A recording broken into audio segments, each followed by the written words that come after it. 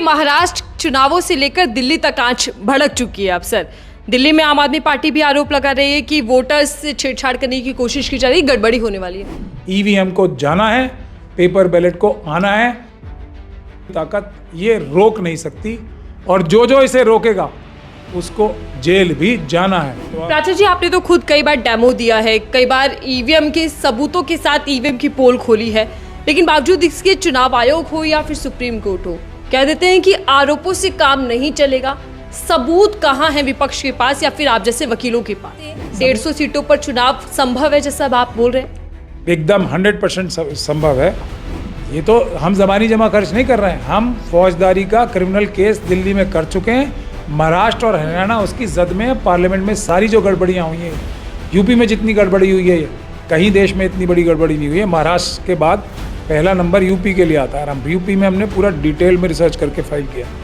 तो चुनाव की हार जीत 1 वोट से भी होती है और 2 वोट से भी होती है।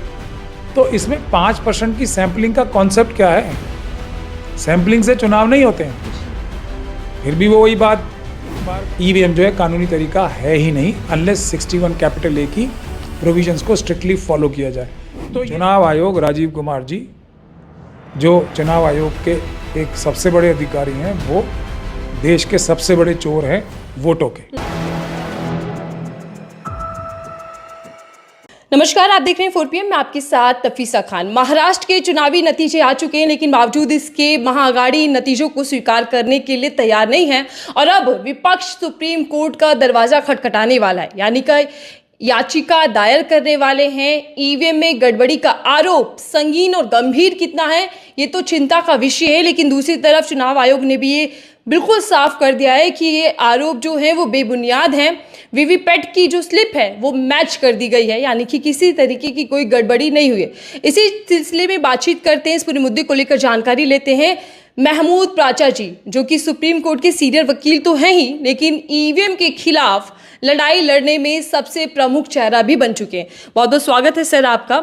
ईवीएम के मुद्दे पर सर हम लगातार चर्चा करते रहते हैं, 4 PM चैनल आपको लगातार कवर करता है, लेकिन अब इस मामले को लेकर आपकी क्या राय है? क्योंकि चुनाव आयोग तो बार बार पल्ला झाड़ लेता है और ये कह देता है कि जितने भी आरोप हैं बेबुनियाद हैं, इन आरोपों में कोई दम नहीं है। क्या है पहली प्रतिक्रिया आपकी? देखिए, अब चुनाव आयोग एक संवैधानिक संस्था है, लेकिन हम लोग चुनाव आयोग के अंदर जो राजीव कुमार जी बैठे हुए हैं और उनके जो दूसरे इलेक्शन कमिश्नर्स दोनों हैं, उनको देश का सबसे बड़ा चोर वोटों का कहते हैं जी।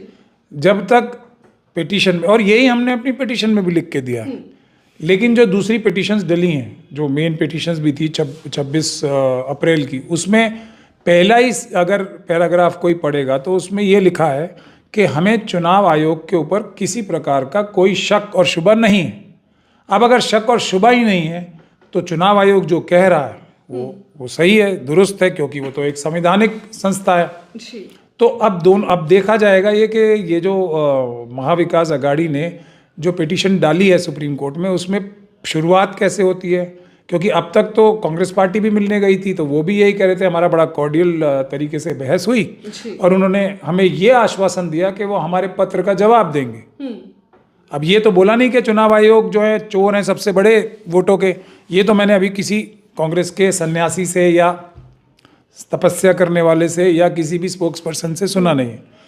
तो ये पहले ही हारने की पृष्ठभूमि बन जाती है केस। अब तक 46 केस से ज़्यादा सुप्रीम कोर्ट में हारे जा चुके हैं।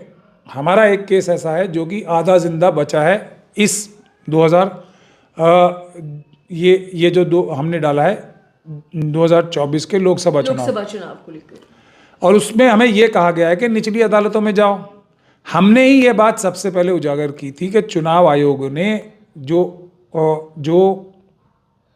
एफिडेविट सुप्रीम कोर्ट में फाइल किया था वो झूठा था और सुप्रीम कोर्ट के साथ धोखाधड़ी की है।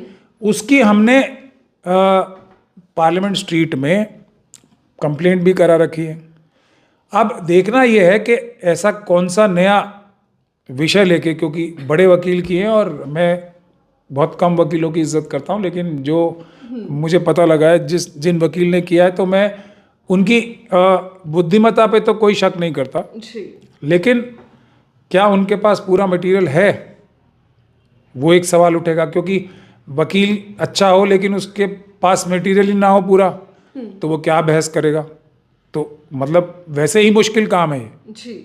तो ये भी बात है इसमें। अब लेकिन मैं भविष्य दृष्टा तो शास्त्री जी की तरह नहीं हूँ, ना मेरे पास इस प्रकार की कोई शक्तियाँ हैं, लेकिन जो पास देखा है उसमें मुझे इसमें कोई उम्मीद नज़र नहीं आ रही है। और अगर ये केस जीत भी जाए, मान लीजिए, तो क्या इससे महाराष्ट्र के चुनाव रद्द हो जाएंगे, ये बुनियादी विषय है। क्योंकि हम लोग जो हैं अम्बेडकरवादी हैं, हम लोग तो रिजल्ट ओरिएंटेड काम करते हैं। हमारे पास जीतने का एक प्लान तो होता है, भले ही हम उस प्लान में सफल पूरी तरीके से हों, आधी तरीके से हों, आज नहीं तो कल हों। जैसे अब हम केसेस जीतने लगे, हमारा इलेक्शन कमीशन के मतलब लिटिगेशन में अब हमारा अपर हैंड धीरे धीरे पूरी तरीके से आता जा रहा है। हम अभी 2 केस जीते हैं 2 दिन पहले ही। हरियाणा में हमें सारी वीडियोग्राफी, चुनाव की सारी प्रक्रियाओं की वीडियोग्राफी, सीसीटीवी फुटेज और फॉर्म 17C का हरियाणा ने मुझे 90 की 90 सीटें देने का कह दिया, मुझे यानी कि महमूद प्राचा को। ये एक अच्छा ऑर्डर था। फिर हम पे जो इलाहाबाद हाईकोर्ट से फाइन लगा था और टिप्पणियां हुई थी हमारे खिलाफ, वो भी परसों सुप्रीम कोर्ट ने निरस्त कर दिया ऑर्डर। उससे भी हमें काफ़ी और पॉजिटिव मिला, क्योंकि पूरा आरएसएस का इकोसिस्टम उस 1 लाख के फाइन को लेकर मेरे ऊपर एक तरीके से झपट पड़ा था। ऑफ इंडिया से लेके पता नहीं किस किसने क्या क्या लिखा, खूब लिखा। तो खैर उनकी भी अब जुबान थोड़ी बंद हुई। अब वो ये नहीं कह सकते कि मैं झूठ बोल रहा हूँ, जैसा उन्होंने पहले कहा कि मैं धोखाधड़ी कर रहा हूँ।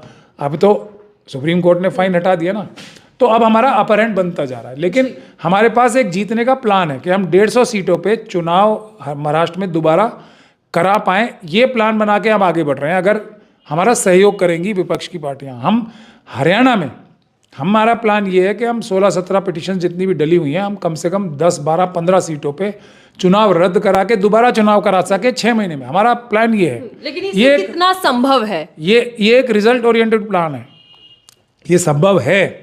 मैं कोई भी बात ऐसी नहीं कहता हूं जिसके लिए मैंने पूरी तैयारी ना की हो, डिटेल में रिसर्च ना की हो, कानूनी प्रावधान ना निकाले हो। अब उसके बाद मुश्किल हालात हैं, ऐसा मैं नहीं बोल रहा हूं। किसने सोचा था कि एक व्यक्ति को पूरे राज्य की रिकॉर्डिंग मिल जाएगी? सोचा था किसी ने? किसने सोचा था कि ये फाइन हट जाएगा और मेरे ऊपर जो झूठा होने का टैग लग रहा था जो वो मिट जाएगा? किसने सोचा था? लेकिन हो रहा है। तो ये सब किसने सोचा था कि जो हमने चुनाव आयुक्त राजीव कुमार जी के खिलाफ जो FIR कराई है उसमें निचली अदालत कोई नोटिस ही कर देगी? लेकिन हुई। तो ये हो रहा है ना धीरे धीरे करके। जी प्राचा जी, अभी तक सिर्फ चुनाव आयोग पर आरोप लग रहे थे, शिकायतें दर्ज कराई जा रही थी, चुनाव आयोग के साथ में शिकायतें और चिट्ठियां लिखी जा रही थी। लेकिन अब तो एक कदम आगे बढ़ गया है विपक्ष, अब सुप्रीम कोर्ट पहुंचा है और याचिका दायर कर रहा है। क्या इससे ये लड़ाई मजबूत हो पाएगी? सुप्रीम कोर्ट संज्ञान लेगा और पॉजिटिव कुछ निकल कर सामने आएगा? लेकिन कोई रिजल्ट नहीं आ पाएगा इससे। मेरा कंसर्न सिर्फ उतना है, क्योंकि मैं बहुत रिजल्ट ओरिएंटेड आदमी हूँ। एक जीतने का प्लान तो होना चाहिए। महाराष्ट्र में जो ये गैर कानूनी तरीके से सरकार बन गई है, इसको कानूनी रूप से, संवैधानिक रूप से हटाने का कोई प्लान तो होना चाहिए ना। जीतेंगे तो हम जब कोई प्लान होगा, जब हम जीतने के लिए लड़ ही नहीं रहे तो जीतेंगे कैसे? ये बुनियादी बात है। अब इस पे हमारे सभी इंडिया गठबंधन के लोगों को सोचना चाहिए कि हम क्या कह रहे हैं, बार बार कह रहे हैं। और दूसरा एक विषय और भी है, दिल्ली और ये जो बिहार में चुनाव होने वाले हैं। मैं उस पर आऊंगी। अच्छा, तो मैं आप जब क्योंकि ये महाराष्ट्र चुनावों से लेकर दिल्ली तक आंच भड़क चुकी है। अब सर, दिल्ली में आम आदमी पार्टी भी आरोप लगा रही है कि वोटर्स से छेड़छाड़ करने की कोशिश की जा रही है, गड़बड़ी होने वाली है। ये मुद्दा कितना गंभीर लगता है? क्या वाकई ही अब चुनाव आयोग एक तरीके से प्रवक्ता की तौर पर, पार्टी के वर्कर की तौर पर काम कर रहा है? मैं आपको 1 दर्जन से ज़्यादा तरीके बता सकता हूँ जिन तरीकों से चुनाव में धांधली आरएसएस और बीजेपी करती है। लेकिन ये जो मशीनों के ऊपर कंट्रोल की बात है या पेपर बैलेट से दोबारा चुनाव कराने की बात है, ये एक ऐसा सब्जेक्ट है कि अगर हमने इसको अचीव कर लिया तो बाकी सारी धांधलियां ये कितनी भी कर लें, जनता इतनी ताकत से आरएसएस और बीजेपी के खिलाफ है कि फिर भी चुनाव हार जाएंगे और अगली सरकार जो आएगी वो बाकी धांधलियों को भी कंट्रोल कर पाएगी। ये हमारी स्ट्रैटेजी है। लेकिन हमने ऐसा नहीं है कि हम बिल्कुल सो रहे हैं उस मुद्दे पे। हमने उसके बारे में भी डिटेल्ड रिसर्च करके पूरी डिटेल्ड रिसर्च करके ये कैसे होता है, किस लेवल पे होता है, कौन कौन जिम्मेदार है, उस पर भी पूरी रिसर्च करके हमने एक कंप्लेंट, मजबूत कंप्लेंट पार्लियामेंट स्ट्रीट थाने में ऑलरेडी कर दी है। हम ये पूरी कोशिश करेंगे, और अगर दिल्ली में पॉलिटिकल पार्टीज़ ने, ऑपोजिशन की हमारा साथ दिया, और बिहार में, कि ये वाली जो वोटर लिस्ट की धांधली है, इसे हम चुनाव से पहले ही काफ़ी हद तक दुरुस्त करा लें, ये मेरा दावा है। लेकिन इसमें मुझे, क्योंकि हम लोग बहुत ही लिमिटेड रिसोर्सेज के, और एक ऑफिस का और एक आदमी का काम है ये, तो इसलिए बहुत ज़्यादा मुश्किल होता है। अगर ये पॉलिटिकल पार्टीज, इसलिए हम इनको बोलते हैं बार बार, अगर ये हमारा साथ देंगी तो इस जो ये बड़ा एक काम है उसको भी हम, अपनी ये जो ईवीएम की लड़ाई हम लड़ रहे हैं उसके साथ साथ इसको भी चुनाव से पहले दिल्ली और बिहार के कुछ काफ़ी हद तक दुरुस्त करा लेंगे। और बेशक हरियाणा में और महाराष्ट्र में जो किया है उसमें तो हम चुनाव आयोग के अधिकारियों को जेल भिजवाने का काम भी जरूर करेंगे, क्योंकि उन्होंने अपराध किया है, ऐसा हमारा मानना है। जी प्राची जी, आपने तो खुद कई बार डेमो दिया है, कई बार ईवीएम के सबूतों के साथ ईवीएम की पोल खोली है, लेकिन बावजूद इसके चुनाव आयोग हो या फिर सुप्रीम कोर्ट हो, कह देते हैं कि आरोपों से काम नहीं चलेगा। सबूत कहाँ है विपक्ष के पास या फिर आप जैसे वकीलों के पास? सबूत हम लेके गए थे, इसीलिए हमने रामपुर से चुनाव भी लड़ा था। सबूत क्या, हम वीडियोग्राफी लेके गए थे, इसीलिए तो हमारा केस बचा सुप्रीम कोर्ट में, वरना हमारा भी 46 की जगह 47वां हमारा भी जाता डस्टबिन में, लेकिन बचा। और हमें मौका मिला कि लोअर कोर्ट्स में जाओ, तो हम लोअर कोर्ट में अब हैं, वो हमारी लड़ाई जारी है, हमारा केस जिंदा है, वो सबूतों के आधार पे।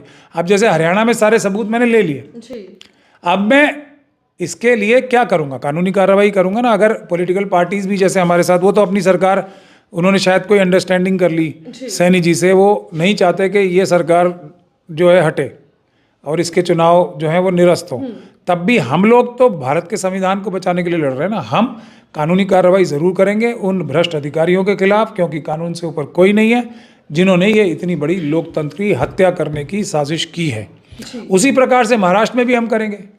ये तो हम ज़बानी जमा खर्च नहीं कर रहे हैं, हम फौजदारी का क्रिमिनल केस दिल्ली में कर चुके हैं, महाराष्ट्र और हरियाणा उसकी जद में है। पार्लियामेंट में सारी जो गड़बड़ियाँ हुई हैं, यूपी में जितनी गड़बड़ी हुई है, कहीं देश में इतनी बड़ी गड़बड़ी नहीं हुई है। महाराष्ट्र के बाद पहला नंबर यूपी के लिए आता है, और हम यूपी में हमने पूरा डिटेल में रिसर्च करके फाइल किया। तो बुनियादी बात यह है कि जब तक हम कानून का डर अधिकारियों में, राजनीतिक नेताओं में नहीं डालेंगे, तब तक लोग कानून तोड़ते रहेंगे और इस प्रकार की डेमोक्रेसी की हत्या होती रहेगी। प्राचा जी, आप कह रहे हैं कि 150 सीटों पर लगभग आपकी तैयारियां चल रही है, कानूनी दाव पेच के हिसाब से आप पूरी तैयारी कर रहे हैं, सबूत इकट्ठा कर रहे हैं। लेकिन सवाल ये कि सर, अभी तक तो वकील उठा रहे थे मुद्दा, विपक्ष लगातार हार के बाद ईवीएम को कोसता है कह लीजिए, या फिर कह लीजिए कि ईवीएम को जिम्मेदार ठहराता है। लेकिन महाराष्ट्र के मरकरवाड़ी गांव के लोग खुद सामने आ गए ईवीएम के विरुद्ध में। तो क्या ये माना जाए, उम्मीद रखी जाए कि आने वाले दिनों में महाराष्ट्र के जो नतीजे हैं वो पलट सकते हैं, 150 सीटों पर चुनाव संभव है जैसा अब आप बोल रहे हैं? एकदम 100% संभव है। ज़रूरत इस बात की है कि ये पॉलिटिकल पार्टीज़ अपने कैंडिडेट्स को हमारे पास भेजें, ताकि हम उनको सही तरीके से गाइडेंस देके ये केस करा सकें। ये एक बात।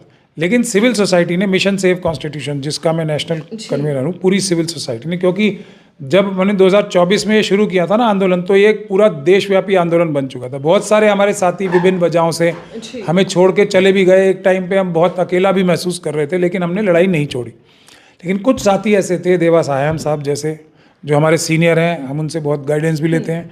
प्यारेलाल गर्ग साहब, वो भी हमारे सीनियर हैं, उनसे गाइडेंस लेते हैं। प्रभाकर परकला साहब, राजूपुर लेकर साहब, कुछ मुट्ठी भर साथी ऐसे थे जो निरंतर इस लड़ाई को लड़ते रहे, ताकि पॉलिटिकल पार्टीज पे जो इल्ज़ाम लगता है, हारते तो ये करते हो, हम लोगों के ऊपर ये इल्ज़ाम नहीं लग सकता। और उसका नतीजा ये हुआ कि देर से सही अब सारी पॉलिटिकल पार्टीज़ ने हमारी बात पूरी तरीके से मान ली है, और पेपर बैलेट से चुनाव कराने के लिए सब एक पेज पे आ गए हैं, जो कि मिशन सेव कॉन्स्टिट्यूशन ने सबसे पहले कहा था कि यही कानूनी तरीका है। ईवीएम जो है कानूनी तरीका है ही नहीं, अनलेस 61 कैपिटल ए की प्रोविजंस को स्ट्रिक्टली फॉलो किया जाए। तो ये सब सफलता की तरफ बढ़ने का एक रास्ता चल रहा है। लेकिन इन सभी एक्सपर्ट्स की, मैं भी अब एक छोटा मोटा एक्सपर्ट हुई, और मैं ये दावे के साथ कह सकता हूँ कि देश में 5 लोगों को अगर टेक्निकल, लीगल और अगर जो डेटा कलेक्टेड है, जो रिकॉर्ड है, उसमें 5 लोगों में तो कम से कम मैं हूँगा ही, देश के पहले 5 लोगों में। लेकिन फिर भी मेरे जैसे व्यक्ति को भी और हमारे सभी साथियों को इतना अच्छा आइडिया आया नहीं, जो मरकंडवाड़ी जो विलेज वाले उनको आया, मैं उनको सलाम करता हूँ।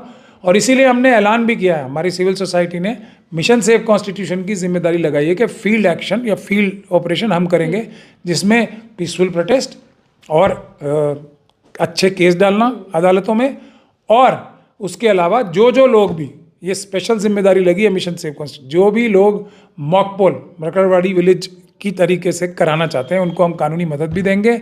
वो हम मॉक पोल्स कराएंगे क्योंकि वो संवैधानिक है, कानूनी है। उनको रोकने वाले अपराध कर रहे हैं, उन अपराधियों के खिलाफ भी हम कानूनी कार्रवाई भी करने का वादा करते हैं। लेकिन प्राचा जी, चुनाव आयोग ने 440 वीवीपैट की पर्चियों का मिलान करवाया और ये कह रहे हैं दावे के साथ कि खरी सोने की तरह निकली ईवीएम मशीन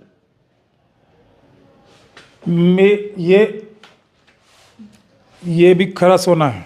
ये चुनाव आयोग का मैं आपको बता रहा हूँ, ये सोना है। अब आप कहोगे नहीं है भाई, मैं तो संवैधानिक पद पे बैठा हूँ, मेरी बात तो चलेगी। अच्छा, आप ये रिक्वेस्ट करोगे कि आप संवैधानिक पद पे बैठे हो, ठीक हो, क्या इसे आप हमें दे सकते हो ताकि हम इसको कसौटी पे कस के देख सकें? ये नहीं, मैं इसे हाथ नहीं लगाने दूंगा। ये सोना है, मैं संवैधानिक पद पे बैठा हूँ, ये सोना है, इसको सच मानो आप। ये कार्रवाई वीडियोग्राफी देना, वो 5% की भी दें, लेकिन चुनाव आयोग को दुख इस बात का होता है संवैधानिक पद पे बैठने के बाद भी एक ये बात समझ में नहीं आती कि चुनाव की हार जीत 1 वोट से भी होती है और 2 वोट से भी होती है। तो इसमें 5% की सैंपलिंग का कॉन्सेप्ट क्या है? सैंपलिंग से चुनाव नहीं होते हैं। फिर भी वो वही बात बार बार रट्टा लगाए जाते हैं। 1 वोट से चुनाव हारा या जीता जा सकता है या नहीं, इसी से चुनाव आयोग का झूठ साफ नजर आ जाता है। इसीलिए हम बार बार क्या बोलते हैं, चुनाव आयोग, राजीव कुमार जी जो चुनाव आयोग के एक सबसे बड़े अधिकारी हैं, वो देश के सबसे बड़े चोर हैं वोटों के। लेकिन सर, चुनाव आयोग पर इतने गंभीर सवाल लगने के बावजूद भी चुनाव आयोग ये प्रयास नहीं करता कि वो नीट एंड क्लीन दिखाई दे, जनता का विश्वास उस पर वापस से कायम हो। बल्कि चुनाव आयोग के लीडर जी वो तो शायराना अंदाज में शायरी करते दिखते हैं कि कुछ तो काम है लोगों का, कहते रहेंगे, या ये भी कहते हैं कि वफा खुद से नहीं होती और खता ईवीएम की बता देता है विपक्ष। देखिए, अब मैं भी एक अपने आप ही बना के शेर शायर मैं भी बन जाऊं उनकी तरह। हर संविधान विरोधी को, हर इलेक्शन में धोखा देने वाले को जेल पहुंचा के ही मानेंगे हम। ये हमारा शेर है, इसको याद रखें राजीव कुमार जी भी, और हर वो भ्रष्ट अधिकारी जो संविधान की इतनी बड़ी हत्या कर रहा है। ये शेर व शायरी जेल में बड़े आराम से होती है। बहुत सारे लोग शायर बनते हैं जेल में जाके, और अच्छे शायर बनते हैं। तो अभी ये ठान लिया है, बिल्कुल ये हमारा शेर 100% चलेगा। जो भी वो अपराध कर रहे हैं उसका अंजाम कानूनी संवैधानिक सिर्फ जेल है, तो वो कानून से ऊपर वो भी नहीं है। इस बात को उन्हें समझना चाहिए।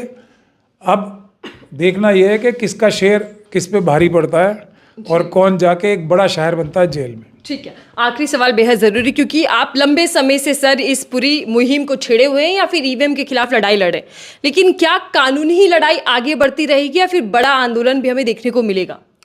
देखिए, आंदोलन अब जो विपक्ष की पार्टियां, इंडिया गठबंधन ने बोला है कि ये जो पार्लियामेंट का सेशन है उसके बाद करेंगे, तो ठीक है, हम तो इस बात का भी वही करते हैं। हमें ये अच्छी तरह से पता है कि पूरा जो स्लीपर सेल्स हैं वो एकदम मतलब जागने की दवाई खा के नींद दूर भगा चुके हैं। फुल टाइम हर एक पॉलिटिकल पार्टी के अंदर इस काम पे लगे हैं कि इस चीज़ से लीडरशिप का ध्यान हटा दो।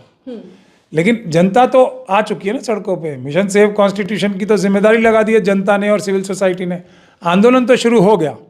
मैं 14 तारीख को जा रहा हूँ मुंबई बड़े आंदोलन की तैयारी करने, और 15 तारीख को बड़ा एक प्रोटेस्ट रैली है नागपुर में। तो आंदोलन तो शुरू हो चुका है। उससे पहले गढ़ में, अरे तो वहीं से शुरू होगा ना जी। तो हम लोग तो अम्बेडकरवादी हैं, आप बार बार भूल जाती हैं। नहीं, मुझे याद है, लेकिन नागपुर आरएसएस का गढ़ माना जाता है। और ये भी अब आरोप लग रहे हैं कि अब संवैधानिक पद पर जितने भी व्यक्ति बैठे, अधिकारी बैठे, उनकी मानसिकता कहीं ना कहीं उन्हीं लोगों से मिल रही है, तो आरएसएस और बीजेपी। वहीं से तो जब जहाँ पे से सबका गढ़ है, वहाँ पे सब जो भी जिस प्रकार के संविधान तोड़ने वाले हैं सब आसानी से हाथ में आ जाएंगे ना, तो इसलिए वहाँ से शुरू करना उचित भी है। उससे पहले हम चंडीगढ़ गए थे हरियाणा के लोगों से आह्वान करने, उससे पहले उसके बाद हम जालंधर गए थे, मुंबई भी गए थे पिछले हफ्ते, हम 6 दिसंबर को मुंबई जाके आह्वान करके आए थे। तो ये आंदोलन तो शुरू हो चुका है। अब पॉलिटिकल पार्टीज कितनी जल्दी या कितनी बाद में आएंगी ये उनके ऊपर है। जनता का आंदोलन तो अब शुरू हो गया और अब हमारे साथ वो लोग नहीं हैं जो छोड़ के जाने वाले हैं। अब हमने बहुत कम लोग रखे हैं अपने मुसीबतों से, अपने दुखों से, अपने धोखों से आदमी सीखता है। तो अब हमारे साथ मुट्ठी भर लोग हैं, वो भारत का संविधान बचाने के लिए निरंतरता भी रखेंगे और किसी भी हद तक जाने को तैयार हैं हम संवैधानिक और कानूनी रास्तों का पालन करते हुए। लेकिन हम संविधान बचाएंगे, देश का लोकतंत्र बचाएंगे। ईवीएम को जाना है, पेपर बैलेट को आना है। दुनिया की कोई ताकत ये रोक नहीं सकती और जो इसे रोकेगा उसको जेल भी जाना है। तो अब शेर अब हुआ है, ईवीएम को जाना है, पेपर बैलेट को आना है, हर ईवीएम के समर्थक को जेल भी जाना है। चलिए ठीक है, धन्यवाद हमें समय देने के लिए। जहां एक तरफ विपक्ष संविधान बचाते हुए या फिर ईवीएम में गड़बड़ी की आरोप लगाते हुए सुप्रीम कोर्ट पहुंचा है, तो वहीं दूसरी ओर प्राचार्य जी का साफ कहना है कि अब ईवीएम की लड़ाई जो है वो और तेज हो चुकी है और आने वाले समय में बड़े पैमाने पर ईवीएम के खिलाफ मोर्चा बुलंद होता दिखाई देगा। लेकिन ये सरकार के लिए और चुनाव आयोग के लिए कितनी मुश्किलें खड़े करेगा, ये देखना होगा। फिलहाल दीजिए।